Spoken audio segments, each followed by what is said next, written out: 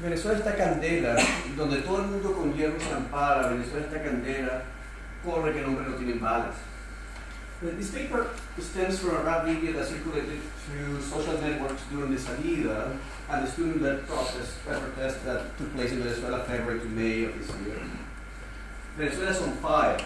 It starts the refrain of a rap song by Mestiza, Georgianis Chirino, and Neblina, Juliana Carolina Muñoz González, two Venezuelan rappers whose style is described as rap femenino venezolano, con verdades del alma, rap consciente, música sin edades, sentimientos, frustraciones, pensamientos e ideas. Mestiza y Neblina le rinden honor a un concepto básico del arte, siendo la capacidad de plasmar todo lo que eres a través de un medio de expresión como lo es el hip hop. Aside from the appalling syntax that makes the description of their style read as if it were devoid of feelings, frustrations, thoughts, and ideas, there might even be a hint of sexism in the website description. The Buena Música site presents the two artists' biographies as it highlights their careers and insists on their true vocation to rap music not as a passing fad. A frequent comment on hip-hop and rap online discussions found, for example, in Ludwig Ochoa's introduction to the series Cárcel o Infierno Real. Neblina Mestiza's role is offered as an example of a standing work of woman in fostering Venezuelan culture. The video, available on YouTube, is a low-budget, straightforward, even low-key production that opens with a still picture of a protest march that cuts to the duo rapping, while it intersperses footage of the protest and the regime's use of force to quell them. As opposed to other rap songs, rap videos from Venezuela that address violence and often tell a cruel but exemplary story, the duo song is a direct indictment of the policies of Presidente Maduro, depicted as Diosdado Cabello. It's close to the song by another rapper en Caprofeta, Menor Gloria, El país no está normal, ni el pacto de punto fijo es el responsable de esta cagada, son 10 años de amargura y abandono para Vargas, soluciones constructivas no son las expropiaciones, construir sobre cadáveres no hay mérito en acciones, pero lo que más me ofende, y soy claro como ninguno, es que el régimen, es que repitas que estará hasta 2021. This is an older rap. In Venezuela está candela, the head of the main Chavista tribes that control government and the state after Hugo Chávez's death are bluntly addressed and asked in the lyrics, how does it feel to live in the most dangerous country in the world, in the continent? The rap very clearly denounces what Margarita López Maya, using Weber's concept, has called the neo-patrimonial state that took shape on the track of the Chavez and is currently consolidating on the Maduro and the other separate reigning heirs. The rap duo asks, stressing, ya todos saben, that everybody knows, ¿por qué nos matan cubanos disfrazados de soldados? Ya todos saben que eres tú, títere derribado. Why do Cubans disguise as soldiers kill us? Everybody already knows it is you, Gustavo Covet. But it's important to stress the directness of Neblina's and Neblina's rap in assigning blame beyond the corruption of the state police forces, pointing to the regime's leaders, the leaders themselves, in spite of its uniqueness as a worldwide culture, even as mainstream dominant style, connected to the entertainment industry. Hip-hop and rap as a musical component exhibit a dynamic connection to street culture and marginalized groups in society that somewhat grounds a reality effect as urban vernacular. Rappers purport to tell the naked truth as a notion very close to the romantic idealization of folk and its authenticity. Yet this folk is not a pastoral rural but rather the city dweller. In Venezuelan rap, the work of Cancerbero, Pedro González Doramas, or Apache, Larry Rada, even the cruder lyrics of reggaeton or reggae, Gustavo Ferrin, one thing about rap musicians is that they always use their rap name and their real name in parentheses. You know, sometimes it's disturbing. They portray life in the barrios as marked by everyday violence, an ongoing battleground of gangs, drugs, and prostitution. Mestiza Neblina addressed the issue with a shorthand with a criminal child trope. Niños pequeños que se conocen en todos los lugares, bares, burdeles, pero no miran a centros comerciales. Ya con 15 años un malandro, no hay quien los compare. Bicha en mano, martillo para atrás y quieto antes que dispare. Son menores que se han unido a la vida de Lampa y han pagado muertos porque no saben lo que les espera. Ya con 12 años se les van y luego te zampan, te pican, son sangre fría y te meten en la nevera. I'll go back to the rhetorical devices at play here, but suppose for a moment that one could think of Venezuelan rap music in the framework of opposition to negotiation with and proffering from the corporate world of high capitalism that, according to Scott Wilson in Great Satan Rage in 2008, characterizes US hip-hop and other forms of pop culture. It's not an easy assumption to take wrongly, since the mechanics of resistance and even market forces may work differently in another society. But it should serve as a first step to read local hip-hop and rap, bearing in mind that the central role of the state in Venezuelan capitalism. Raging against the system and its power relations, addressing social wrongs, and channeling rebellion are, or could be expected of, any performance of, and I quote, conscious rap. As rap and other music videos that address social ills and is often called in Spanish language website, rap consciente. There's also proximity to a familiarity with culture, or in our case, the malandro, and later on the Quran, as well as an understanding, or at least an interiorization and critique of consumer logic that Venezuelans know believe.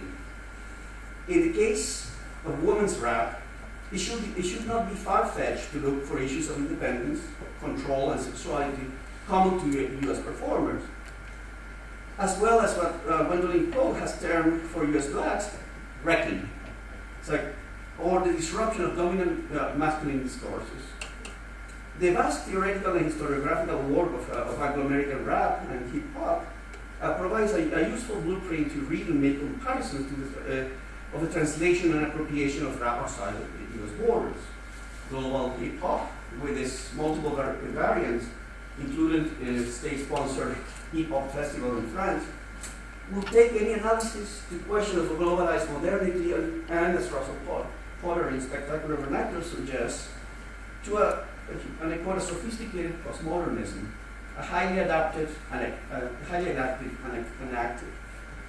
In our case, in the Venezuelan case, there is also a Cuban connection to consider. So from 1999 on, the once independent Alamar Festival in the island has been organized by government organisms, and as Sujata Fernandez notes in Close to the Edge, it is now sponsored and has been fully absorbed by the state. Another of Fernandez's books, Who Can Stop the Drums, comes at hand here, since it provides a view of Venezuelan social movements and the relationship to music. Her work, very heavy-handed in trying to split Venezuelan society into racially determined groups, reads government, cultural and communicational policies as facilitators of revolutionary paradigm shifts. Fernandez briefly mentioned rap in discussing the war and the urban poor, that neoliberal policies of the 80s and 90s brought forth. In spite of government policies that seek refraining cultural production, musicians have no easy relation with its attempts at communication hegemony.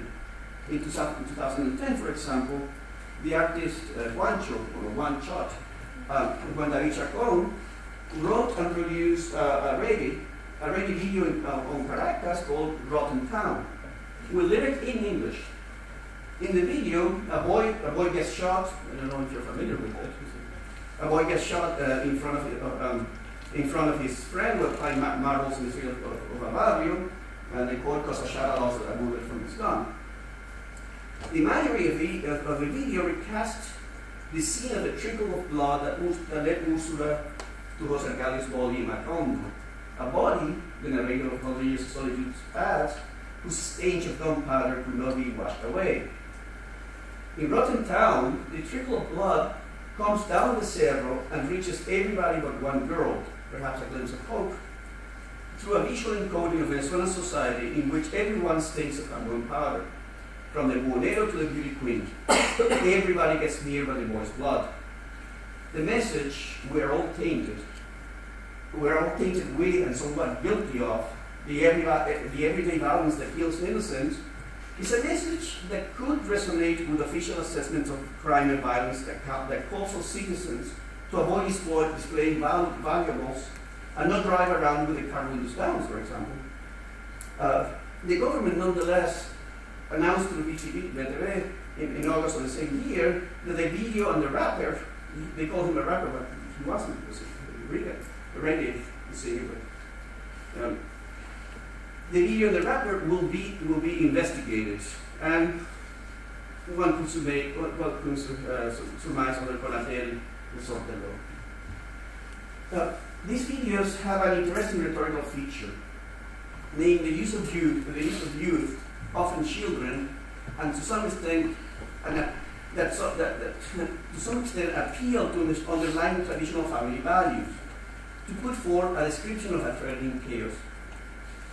As rhetoric, one should ask what relation is elicited in the public addressed by this categorizing, that is, labeling as fearful and chaotic the city as a space of violence.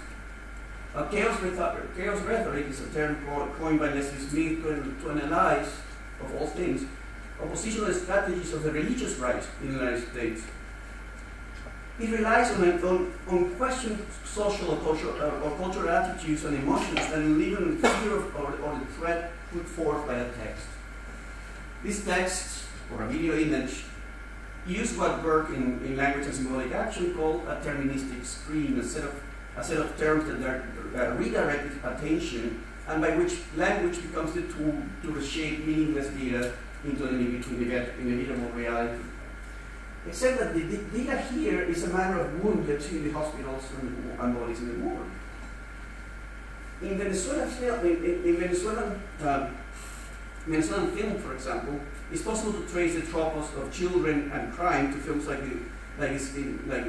films of the 70s, like Clemente de la Cervas or Il Delincuente, or part of a larger Latin American trend that includes Pichote, and a number of Colombian films, for example.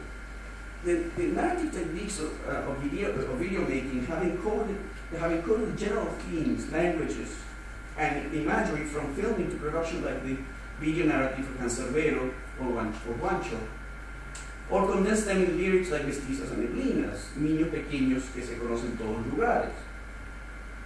One important point here is that the popular and the urban mass culture, these raps are, to follow Jesús Martí Barbero, a mode of being, albeit not the only one of what's popular, or what is popular. They are anchored in a set of values and a cultural history that in Venezuela speak of city spaces made significant and often conflicted and contested by rural immigrants, by rural immigration, as well as a consumer culture gone awry after the old homes. Because when we said the context, when Vicente Gervasi sings in 1945 about the immigrant fatherless, and he speaks of movement of cultures and in the emotion made by the first verse, Venimos de la noche, esta noche vamos, there is in this poem a set of values that resonate with a national modernizing project shaping up through Rómulo Betancourt and Acción Democrática that was very consciously addressing the pueblo as the engine of change.